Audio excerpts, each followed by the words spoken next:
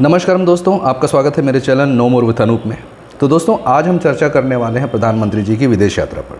तो प्रधानमंत्री जी जो है नरेंद्र मोदी जी, वो अभी 5 या 6 देशों की विदेश यात्रा पर गए हैं।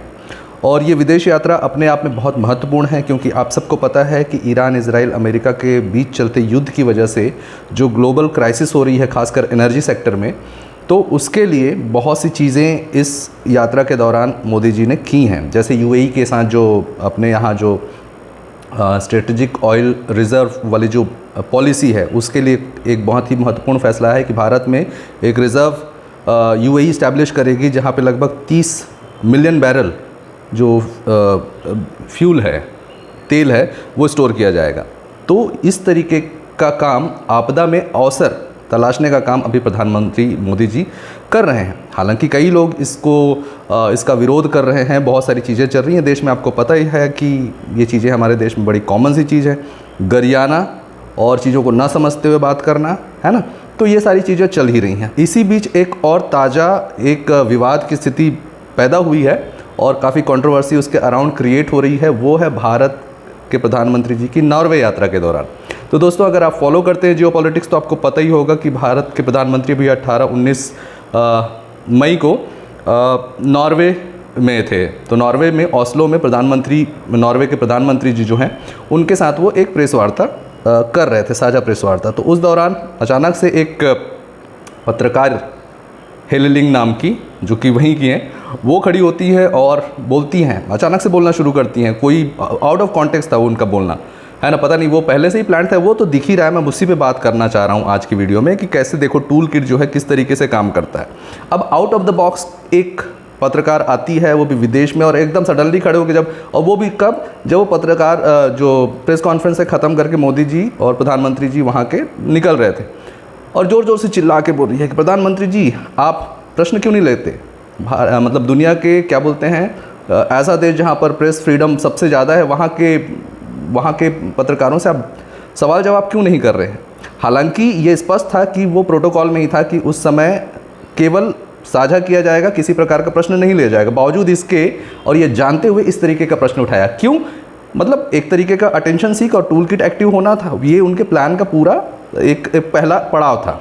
अब क्या हुआ कि ये सारी चीज़ें हुई, तो शाम में जो हमारी मिनिस्ट्री ऑफ एक्सटर्नल अफेयर्स की जो टीम साथ में है प्रधानमंत्री जी के, उन्होंने एक प्रेस वार्ता फिर से रखी शाम में, और इस बार बाकायदा उन्हें इनवाइट किया गया, क्योंकि पता था कि वो जिस हिसाब से उसने बात किया था, वो फिर से आकर वही राग अलापेगी। तो इस बार हमारी एएमए की टीम तो वाकई भाई वो तो तैयार रहती है ऐसे टूल किट्स को हैंडल करने के लिए।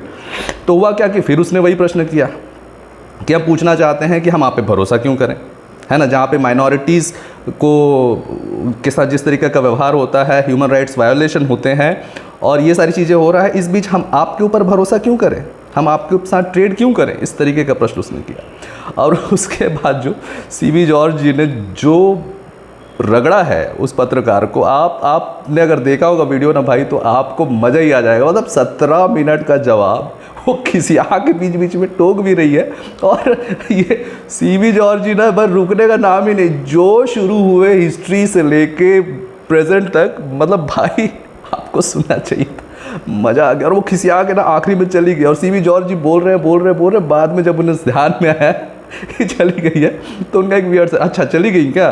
तो इस तरीके की चीज़ें हुई।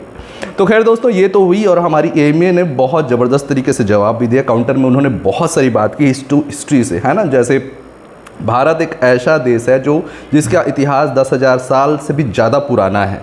उस समय से हम एक सिविलाइजेशन के तौर पर रह रहे हैं, और हमारे यहाँ ना जाने कितने कितने देशों के लोगों ने रिफ्यूज लिया है, जिसमें से पारसी है, आपके यहूदी हैं। आप देख सकते हैं कि जिन जिन कौमों का, जिन जिन कम्युनिटीज़ का दुनिया भर के देशों में परसिक्यूशन हुआ, उन पर प्रताड़ना हुई, वो जब भारत में आए तो उनको जो प्यार मिला भारत में, जो स्वीकार्यता मिली, कि वो आज भी उनके वंशज आज भारत में रहते हैं और भारतीयता के साथ अपने आप को आइडेंटिफाई करते हैं। ये इस तरीके का देश है भारत। यहाँ से उन्होंने शुरू किया। फिर उन्होंने बहुत सारी बातें की कि कोविड-19 के समय में 150 से ज़्यादा देशों को हमने वैक्सीन भेजे कोविड मैत्री के मिशन के तहत। क्या इसलिए आपको भरोसा नहीं करना चाहिए हम पे, हैं?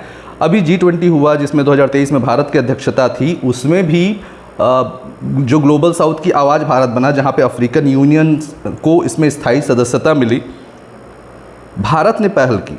क्या आपको इसलिए भरोसा नहीं करना चाहिए? तो बहुत सारी चीज़ें हैं जो CB जॉर्ज जी ने उस दरमियान कही, और बहुत सारी चीज़ें ऐसी हैं जो मैं भी अपनी तरफ से ऐड करना चाहूँगा। ये हेले लिंग जी को, क्या नाम है मैं भूल भी गया, इनको क्या पता नहीं है 55 लाख की आबादी वाले देश में बैठकर इस तरीके के डाइवर्स कंट्री के बारे में रिमार्क करना, जिसको चलाने में इनकी ना घिघी बन जाएगी। 55 लाख को मेंटेन करना और 140 करोड़ की जनता को मेंटेन करना, वो भी डेमोक्रेसी में, इतने डाइवर्सिटी के बाद, ये कोई आम बात नहीं है। ये प्रधानमंत्री मोदी की जगह अपने आप के किसी आदमी को रख के देखें, 2 दिन में भाग नहीं जाए ना तो मेरा नाम बदल देना। और ये बड़ी बड़ी बात करते प्रेस फ्रीडम की। भाई 55 लाख में तो प्रेस फ्रीडम होगा ना। ये लोग चाइना पर क्यों नहीं बात करते प्रेस फ्रीडम की? चाइना में प्रेस फ्रीडम है? पाकिस्तान में प्रेस फ्रीडम है? आपके इस्लामिस्ट कंट्रीज़ में प्रेस फ्रीडम है? प्रेस फ्रीडम के बाद, और उनके साथ भारत की तुलना करते हैं। भारत में बहुत सारी भाषाओं में, है ना, बहुत सारी भाषाओं में लगभग 200 से ज़्यादा न्यूज़ चैनल्स चलते हैं। और आपको पता है कि न्यूज़ चैनल में क्या होता है, आधे से ज़्यादा तो इस्टेब्लिशमेंट को गरियाते ही रहते हैं, एंटी इस्टेब्लिशमेंट ही बात करते रहते हैं। अगर यहाँ प्रेस फ्रीडम नहीं होता तो वो बातें ही नहीं होती ना भाई। सरकार के पास तो इतनी ताकत है, रुकवा देते हैं इन सबको।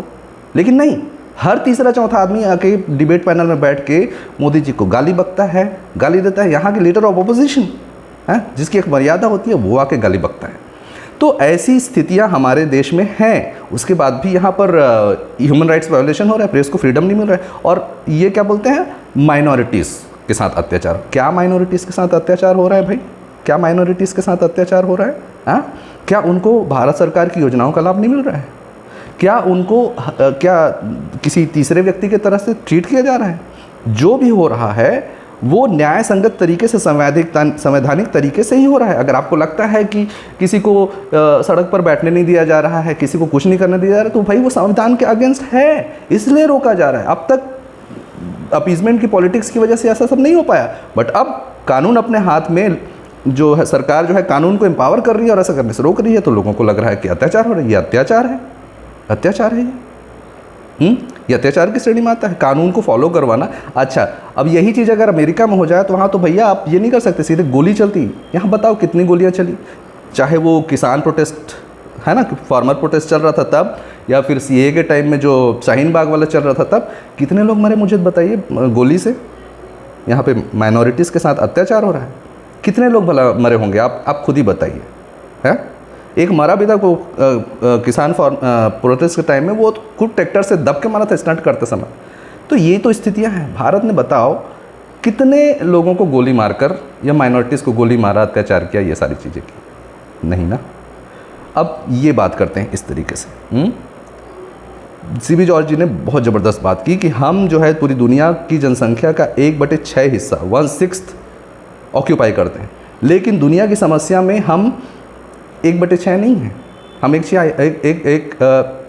1/6 हिस्सा नहीं करते हैं, क्योंकि हम किसी देश के ऊपर आक्रामक है ही नहीं। हम तो दोस्ती चाहते हैं, वसुधैव कुटुंबकम हमारा मेन मूल मंत्र है। हमने तो कभी किसी देश पर जाकर आक्रमण नहीं किया। हाँ, कभी किया है तो सिर्फ रिटेलिएट किया है अपनी रक्षा के लिए। हमने किसी को तकलीफ़ देने के लिए किसी के ऊपर आक्रामक रवैया नहीं अपनाया है। अब हमारा शुरू से ही, ये सिर्फ बीजेपी की बात नहीं कर रहा हूँ मैं, हमारे पूरे जितने भी सरकारें बनी हैं, जिन भी पार्टियों की बनी हैं, उनका रवैया यही रहा है। और इसी का नुकसान तो भारत को हुआ भी है बहुत मायनों में। लेकिन अब थोड़ी सरकार हमारी आक्रामक हो गई तो लोगों को लग रहा है कि प्रेस फ्रीडम नहीं है, माइनॉरिटीज़ पे अत्याचार हो रहा है, ये वो फलान ढिकान, बहुत सारी चीज़ें। तो भैया ये जो हुआ है ना, ये जो हेले लिंग वाला केस है, भाई आप समझिए ये परफेक्ट प्लानिंग के साथ हुआ है, टूल किट है ना।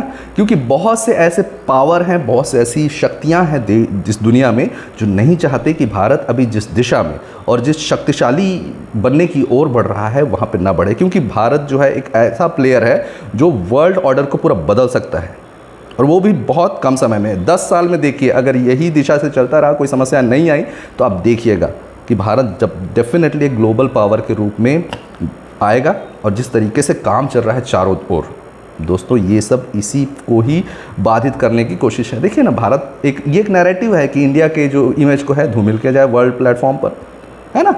ये सारी चीज़ें वैसी हैं भाई, तो आप जो है ना इन सब चीज़ों को सीरियसली लो मत, देखो मज़े करो। मैंने तो मज़ा किया, MEA का जो आंसर था उसको लेके, आप भी मज़े ही करो। ये लोग बस ऐसे ही करते रहेंगे। ये भारत पहले वाला भारत नहीं है जो डिफेंसिव हो जाए, जो आपको आपका जवाब देने में लग जाए। ये भारत वो भारत नहीं है। ये भारत जो है ना अब आप लोगों को जवाब देना जानता है, आप लोगों के सामने झुकना नहीं जानता। तो दोस्तों मेरी तरफ से बस इतना ही था। तो इस टॉपिक पे बात करनी थी। बहुत सारी चीज़ें ऐसी, मैं डेटा ये वो मैं वो सब नहीं कर रहा हूँ। मेरे मन की बात थी, मुझे जो जो पॉइंट्स लगे मैंने वो रखे, और मुझे जो अच्छा लगा मैंने वो रखा। तो दोस्तों आप सब देश के साथ बने रहिए, और अच्छा जो कर रहा है उसके साथ बने रहिए, यही मैं चाहता हूँ। तो दोस्तों अगर वीडियो अच्छा लगा हो तो लाइक कीजिएगा, शेयर कीजिएगा, और अगर आप चैनल में नए हैं तो प्लीज़ चैनल को सब्सक्राइब कर लीजिएगा। और मिलते हैं अगले वीडियो में फिर। नमस्कार, वंदे मातरम।